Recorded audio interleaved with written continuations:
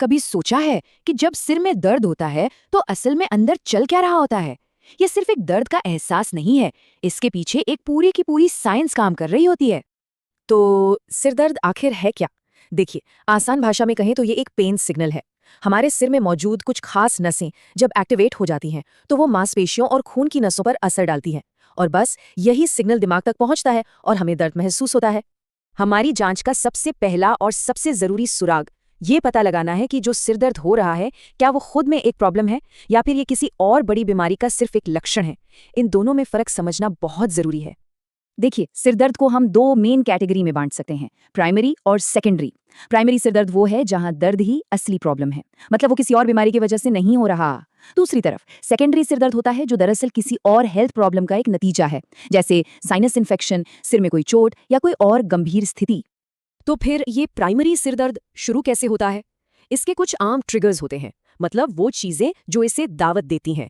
सबसे बड़ा मुजरिम तो है तनाव, लेकिन कुछ खास तरह के खाने, अल्कोहल, बहुत तेज रोशनी, नींद पूरी ना होना या यहाँ तक कि गलत तरीके से बैठना भी सिरदर्द की वजह बन सकता है। ठीक है, तो अब हमें ये पता चल गया है कि सिरदर्द क्या है और इसके ट्रिगर्स क्या हो सकते हैं। तो चलिए अब इस केस के 3 मुख्य संदिग्धों से मिलते हैं। हमारा पहला संदिग्ध है टेंशन वाला सिरदर्द। ये सबसे आम है, ज्यादातर लोगों ने अपनी जिंदगी में कभी ना कभी इसे महसूस जरूर किया होगा। और ये महसूस कैसा होता है? इसका एहसास कुछ ऐसा होता है कि जैसे सिर में लगातार एक हल्का दर्द या दबाव बना हुआ है, मानो किसी ने सिर के चारों ओर एक टाइट पट्टी बांधी हो। ये दर्द हल्का भी हो सकता है और थोड़ा तेज भी, पर होता बड़ा परेशान करने वाला है। अब आते हैं हमारे दूसरे संदिग्ध पर, जो थोड़ा ज्यादा गंभीर है, माइग्रेन। ये सिर्फ एक तेज सिरदर्द नहीं है, बल्कि ये एक न्यूरोलॉजिकल कंडीशन है। माइग्रेन का काम करने का तरीका बिल्कुल अलग है। इसमें अक्सर सिर के एक हिस्से में बहुत तेज धक धक करने वाला दर्द होता है। साथ में जी मिचलाना, उल्टी आना और रोशनी या आवाज का बिल्कुल बर्दाश्त न होना, ये सब भी हो सकता है। कुछ मामलों में तो दर्द से पहले आंखों के सामने अजीब सी रोशनी या धब्बे भी दिखते हैं, जिसे ऑरा कहते हैं। और अब हमारी लिस्ट का आखिरी संदिग्ध, क्लस्टर सिरदर्द। ये होता तो बहुत कम लोगों को है, लेकिन जिन्हें होता है उनके लिए ये सिरदर्द का सबसे भयानक रूप है। क्लस्टर सिरदर्द में बहुत ही तेज, जलन वाला या चुभने वाला दर्द होता है। ये दर्द ज्यादातर एक आंख के पीछे या उसके आसपास महसूस होता है, और इसकी सबसे खास बात यह है कि ये क्लस्टर्स में आता है, मतलब कुछ हफ्तों या महीनों तक दिन में कई बार होगा और फिर अचानक गायब हो जाएगा। तो जब इन संदिग्धों में से किसी से पाला पड़े तो एक प्रोफेशनल यानी एक डॉक्टर इस केस को कैसे सुलझाता है, वो सही पहचान तक पहुंचते कैसे हैं? डॉक्टर की जांच के कुछ तय स्टेप्स होते हैं। सबसे पहले मेडिकल हिस्ट्री, यानी दर्द कब होता है, कहाँ होता है, कितनी बार होता है, इन सब पर बात होती है। फिर एक न्यूरोलॉजिकल जांच होती है, और अगर केस थोड़ा पेचीदा लगे तो फिर एमआरआई या सीटी स्कैन जैसे टेस्ट भी करवाए जा सकते हैं।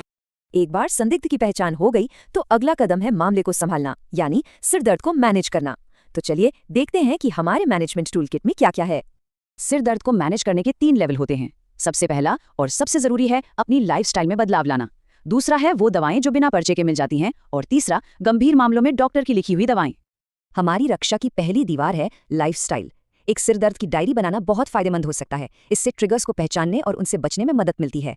इसके अलावा भरपूर पानी पीना, टाइम पर सोना और खाना, तनाव कम करना और दर्द होने पर किसी शांत अंधेरे कमरे में आराम करना, इन सबसे बहुत फर्क पड़ता है।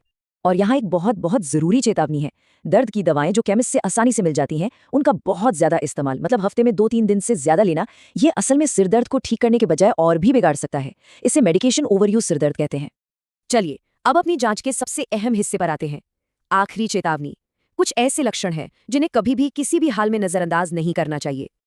ये कुछ इमरजेंसी रेड फ्लैग्स हैं। अगर सिरदर्द के साथ तेज बुखार या गर्दन में अकड़न है, या वो सिर में चोट लगने के बाद शुरू हुआ है, या फिर उसके साथ कंफ्यूजन, दौरे या डबल विजन जैसी दिक्कतें हैं, तो ये एक मेडिकल इमरजेंसी हो सकती है। ऐसे में फौरन डॉक्टर के पास जाना चाहिए।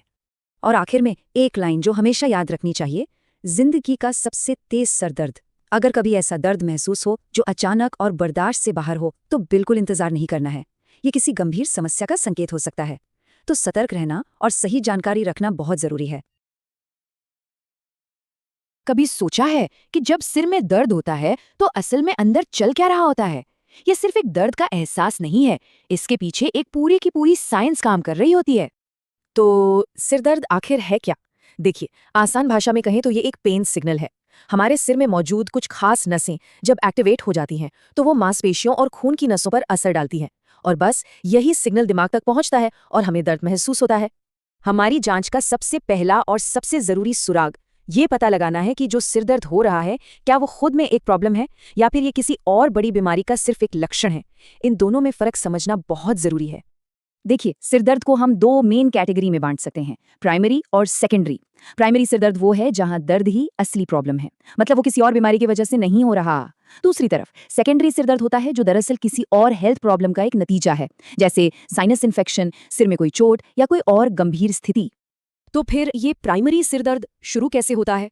इसके कुछ आम ट्रिगर्स होते हैं, मतलब वो चीजें जो इसे दावत देती हैं। सबसे बड़ा मुजरिम तो है तनाव, लेकिन कुछ खास तरह के खाने, अल्कोहल